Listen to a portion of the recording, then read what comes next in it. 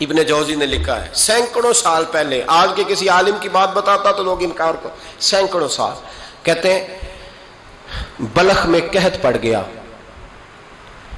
لوگ ہجرت کر کے سمرقند آ گئے، ایک سیدوں کا خاندان بھی آیا،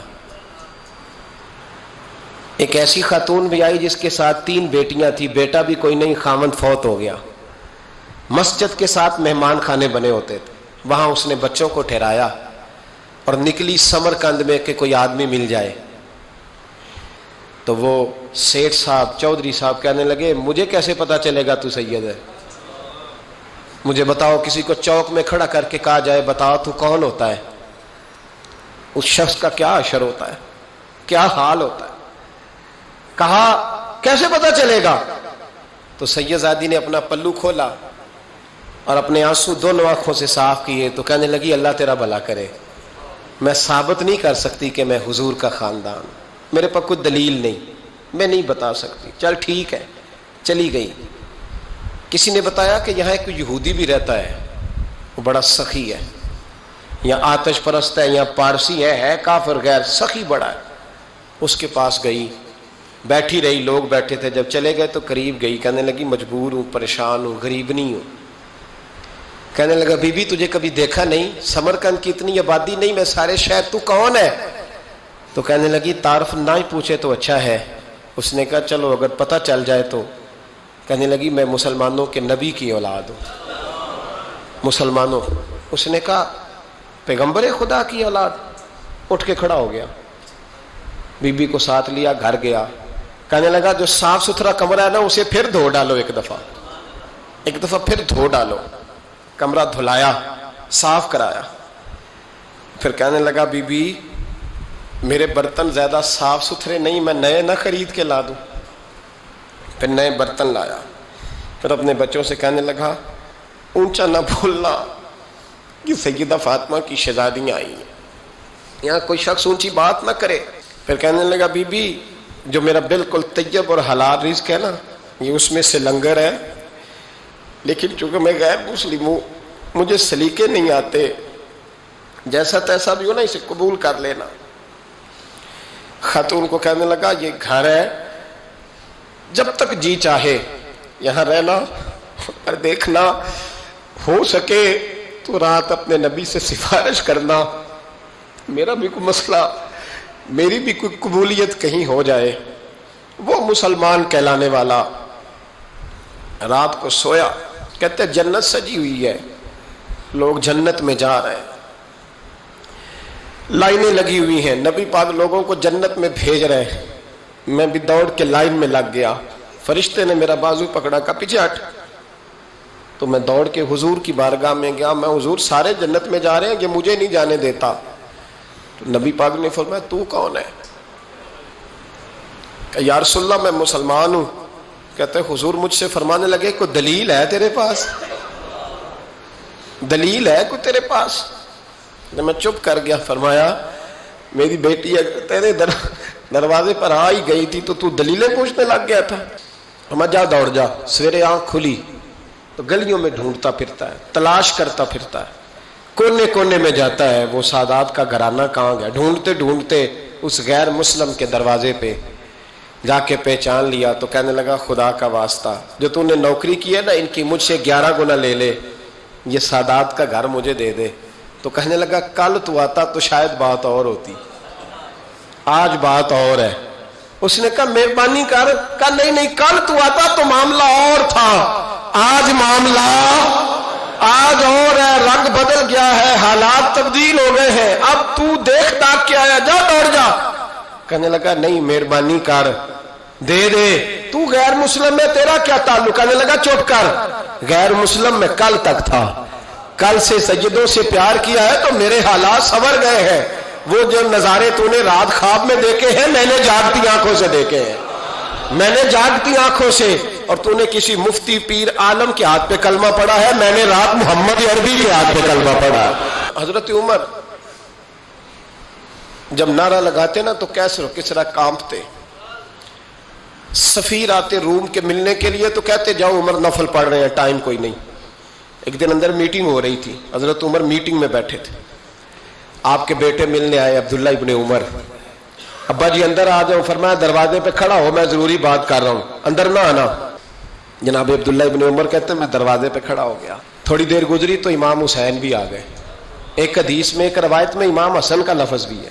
امام حسین آئے, آ کے عبداللہ ابن عمر سے کہنے لگے عمر فاروق اندر ہے؟ تو کہا وہ اندر تو ہے.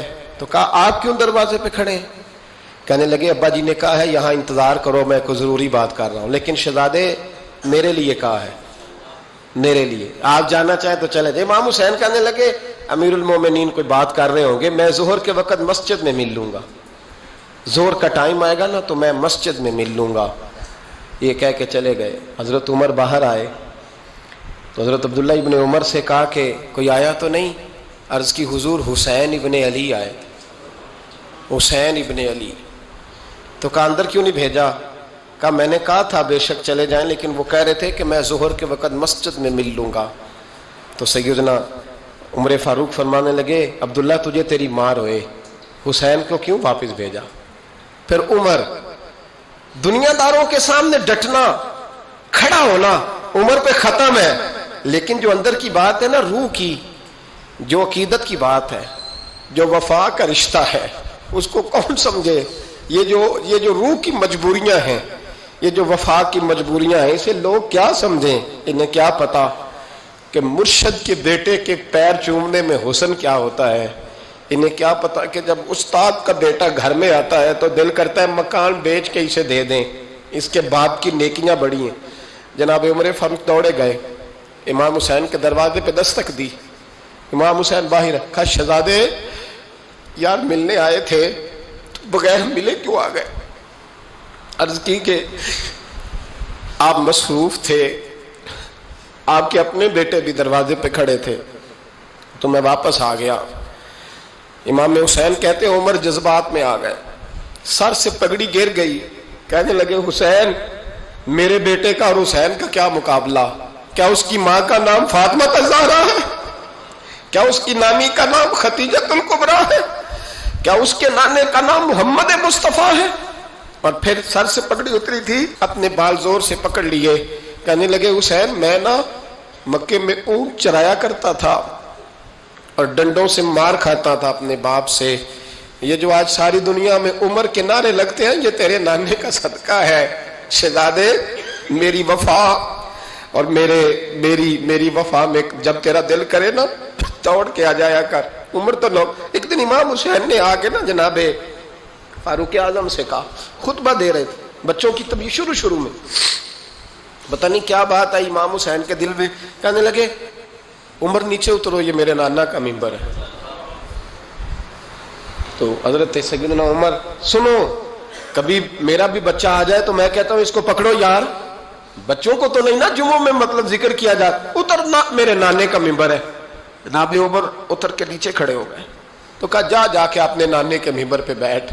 تو حضرت عمر رو پڑے, کہنے لگے شہزادے میرے نانے کا ممبر ہی کوئی نہیں ہے ہی نہیں, یہ ممبر یہ مصلی یہ تیرے نانے کی شان ہے, میرے نانے کا کوئی ممبر نہیں, تیرے ہی نانے کا ممبر ہے. تھوڑی دیر کھڑے رہے تو امام حسین کہنے لگے اچھا کوئی نہیں آپ کے نانے کا ممبر کا نہیں, کہا چلو پھر میرے نانے کے ممبر پہ بیٹھ جاؤ, چلو خیر ہے, کوئی نہیں آپ کے نانے کا, کہا نہیں, تو کہا کوئی نہیں پھر میرے نانے کے. جب حضرت عمر بیٹھے تو بڑا شاندار جملہ کہا, فرمانے لگے میں ممبر پر مرضی سے نہیں بیٹھا تھا, مجھے ابو بکر نے بٹھایا تھا, اور پھر حسین کے کہنے پہ میں اترا ہوں, اب مجھے حسین نے بٹھایا ہے, اب کسی کی جرت ہے تو عمر کو اتار کے دکھائے, اب میں حسین کا تیری نسل پاک میں. یار کتنی بے شرمی کی بات ہے, لوگ امام حسین کو باغی کہیں. وہ حضرت امام اعظم ایک باغ میں بیٹھے تھے, شاگرد ساتھ تھے, تو کتابیں بکھری ہوئی تھی, کچھ لکھا جا رہا تھا, بکھری ہوئی تھی کتابیں. امام محمد بھی بیٹھے تھے, امام ابو یوسف, کئی اور شاگرد بیٹھے تھے. تو جب لکھتے ہیں نا یہ لوگ تو حوالوں کی تلاش ہوتی ہے, کتابیں بکھری ہیں, صفحے بکھرے. بچے گیند کے ساتھ کھیل رہے تھے, تو گیند اچانک باغ میں آئی, تو ایک چھوٹا سا بچہ گیند لینے آیا, تو امام اعظم اٹھ کے کھڑے ہو گئے. وہ بچہ گیند لے کے چلا گیا, کتابیں ساری پھر بکھر گئیں, جو گود میں رکھی ہوئی تھی وہ بھی نیچے گر گئیں, کچھ صفحے بھی گر گئے. تھوڑی دیر کے بعد وہ بچہ چلا گیا, امام صاحب بیٹھ گئے, پھر آیا, گیند گری آ کے باغ میں, تو وہ پھر بچہ لینے آیا, وہی بچہ. امام صاحب پھر کھڑے ہو گئے. وہ کئی بار آیا, جتنی بار آیا کھڑے ہو گئے. کئی لوگ صبر نہیں کر پاتے, جلد باز ہوتے ہیں آج کل کے شاگردوں کی طرح. تو ایک شاگرد بول پڑے, کہنے لگے حضور وہ تو بچہ ہے 100 دفعہ آئے گا. اب 100 دفعہ کھڑے ہوں گے. فرمایا تو 100 کی بات کرتا ہے, یہ 1000 دفعہ بھی آیا تو میں کھڑا ہوں گا. کہا حضور بچہ ہے آپ کیوں کھڑے ہو گئے؟ فرمانے لگے معمولی بچہ نہیں, میرے استاد کا پوتا ہے. تو جس نے مجھے اللہ رسول کا نام بتایا اس کا پوتا ہے تو میں کھڑا نہ ہوں. اگر استاد کے پوتے کا یہ ادب ہے تو بتاؤ محمد عربی کے نواسے کا کیا ادب ہے. رسول اللہ صلی اللہ علیہ وسلم. لوگ سمجھتے ہیں ہم قائل نہیں ہیں وہ والی شہادت بیان کرنے کے جس میں کہتے ہیں ہائے حسین تو سکینہ تو زینب. ہمارے بزرگوں نے ہمیں یہ سبق, ہمارے بزرگوں نے ہمیں بتایا کہ امام حسین کی شہادت اس طرح بیان کرو کہ نوجوانوں میں جذبہ جہاد پیدا ہو, عورتیں صبر کا پہاڑ بن جائیں. اس طرح شہادت ہم وہ والی. لیکن ایک بات ضرور ذہن میں رکھیں, یہ جو لوگ کہتے ہیں نا بڑے مظلوم تھے پانی نہیں آ سکا, میرے سے حوالہ دیکھے جس نے دیکھنا ہے, میرے سے حوالہ دیکھے. میرے سے حضرت امام حسین میدان کربلا میں تھے تو تھوڑی سی جگہ کھود کے نا امام حسین نے تو خندق کھودی. خندق کھودنا عرب کا رواج تھا, مدینے میں بھی خندق کھودی گئی, اس کا نام ہی جنگ خندق. تو خندق کھود کے نا آگ جلائی جاتی تھی, یہ حفاظت کا ایک ذریعہ تھا تاکہ دشمن نہ آئے.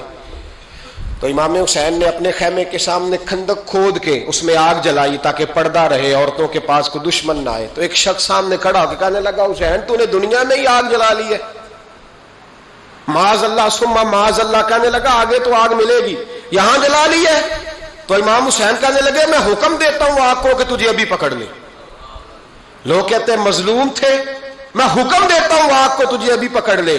یہ لفظ امام حسین نے کہے. میں 3 کتابیں تو میری لائبریری میں ابھی ہیں جن میں حوالہ ہے, 3 کتب سے, اور آج کل پرسوں کی کتاب نہیں, سینکڑوں سال پرانی. جب کہا نا میں حکم دیتا ہوں تو وہ آدمی گھوڑے سے نیچے گرا, گھوڑے سے نیچے گرا, اور گھوڑے کی رکاب کے اندر اس کا پیر الجھا. گھوڑا ڈر کے اتنا دوڑا کہ جا کے اس آدمی کو آگ میں پھینک دیا. امام حسین کے سامنے جل کے مر گیا. یہ حسین ابن علی ہے. یہ ابھی حکم دیتے تو فرشتے ابھی آ جاتے, یہ ابھی بات کرتے تو ساری دنیا کی فوجیں ابھی اکٹھی ہو جاتی, یہ ابھی حکم دیتے تو ابھی آ جاتے. اور سنو, اگر جناب اسماعیل کے لیے دمبا آ سکتا ہے تو وہ تو حضرت ابراہیم کے بیٹے تھے, اور یہ تو مصطفیٰ کی اولاد ہے, ان کے لیے کیا کچھ نہیں ہو سکتا. لیکن امام حسین نے پسند کیا تھا کربلا کے جہاد کو, اس کو پسند کیا تھا مولا علی نے, وہ اپنی پسند پہ تھے. کوئی آدمی اس طرح نہ بیان کرے کہ بڑے مظلوم تھے تو بڑی مشکل میں تھے تو بڑا روتے تھے بڑے, اور کوئی شخص ایسی بات. یہاں تو تماشا لگ گیا ہے, تماشا لگ گیا ہے. ایک وہ ہے جو آج کل کہہ رہے ہیں بس جی وہ تو 2 شہزادوں کی جنگ تھی, انہیں بھی شرم نہیں آتی, اور ایک ممبروں پہ چڑھے ہوئے ہیں, چہرے پہ داڑھی کوئی نہیں, سر پہ ٹوپی کوئی نہیں, بازاری سا انداز ہے, کبھی دوڑ کے ادھر جاتے ہیں, کبھی بھاگتے ہیں, کبھی کہتے ہیں اونچا بولنا, پیروں پہ کھڑا ہونا. یہ لوگ بیان کریں گے امام حسین کی بات, یہ لوگ بیان کریں. بیبیوں کے مصائب پڑھ رہا ہوں, وہ اور بیبیاں ہوتی ہیں جو ہائے ہائے کرتی ہیں, واہ بیلا کرتی ہیں. یہ میرے نبی کا خاندان ہے, یہ میرے نبی کا خاندان ہے, نبی کا خاندان. میں حوالہ دکھاؤں گا, مجھ سے سنو حوالہ. حضرت سیدہ زینب نے سارے جنازے دیکھے, بھتیجوں کو, بھانجوں کو, سب کو شہید ہوتے دیکھا. عورتیں ڈرتی میت کو ہاتھ نہیں لگاتی, چیختی ہیں بیبیاں. لیکن حضرت جناب زینب نے پتہ کیا دیکھا تھا, وہ سننا ذرا. امام حسین کی لاش مبارک کربلا میں پڑی تھی, اور امام حسین کا سر کاٹ کے نیزے پہ چڑھایا گیا تھا, اور وہ بیبیوں کے سامنے خالی سر چل رہا تھا, اور سینکڑوں میل کا سفر کر کے دمشق کے بازاروں سے گزرتا وہ سر گیا. آج میں سر کی بات نہیں کرتا, سر کی. آپ مرد ہیں, جوان ہیں سارے, یہاں کسی کا کٹا ہوا ہاتھ پھینک دیا جائے نا, ہاتھ تو لوگ چیخے مار کے دوڑ جائیں گے. بلکہ ہاتھ تو دور رہا, کسی کی انگلی کاٹ کے یہاں پھینکی جائے تو لوگ چیخے مار کے مرد دوڑ جائیں گے. لیکن کٹا ہوا سر دیکھا, لاشیں دیکھے. یزید کا دربار آیا, بی بی صاحبہ کو نا ایسے عورتوں نے اپنے حالے میں لیا ہے. سیدہ زینب وہاں بیٹھ گئیں. تو جب بولا نا یزید دربار میں, کہنے لگا کہ دیکھو اللہ نے عزت والوں کو عزت دی, معاذ اللہ ثم معاذ اللہ.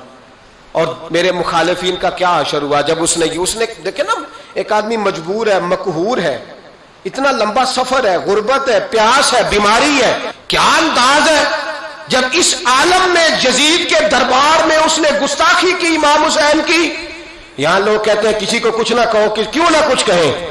جو سیدنا امام حسین کے بارے میں بات کرے گا زبانیں کھینچیں گے اس کی، جو صحابہ کے بارے میں بات کرے گا ہم کرنے دیتے ہیں؟ یہ کیا بات ہوئی؟ گستاخی کرنا، بے ادبی کرنا، یہ کون سا دین ہے؟ یہ تو تم بے دینی پھیلا رہے ہو.